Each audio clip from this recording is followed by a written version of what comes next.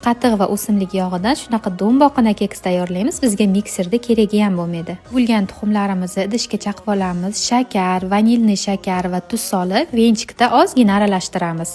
Ko'p aralashtirishni keragi yo'q, shakarlarimiz erisa bo'ldi. Qatig'imizni ham solib, yaxshilab aralashtirib olamiz. Aniq grammlarini videoni tagiga yozib qo'yaman. O'simlik yog'ini ham qo'yamiz va 1-2 marta aralashtiramiz.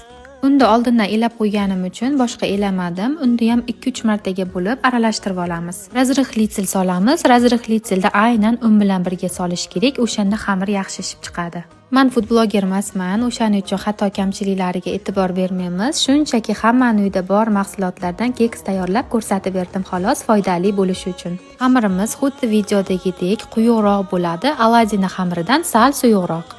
Venchikdan shunaqa lentichkaga o'xshab oqib tushadi. Keks xamirimizga muzlatilgan olcha, maydalangan shokolad yoki mayiz solsak bo'ladi. Biz yong'oq yaxshi ko'rganimiz uchun yong'oq soldim.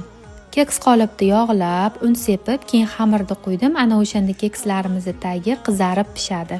180 gradusda 30-40 minut pishirib olamiz. Mana keksimiz tayyor.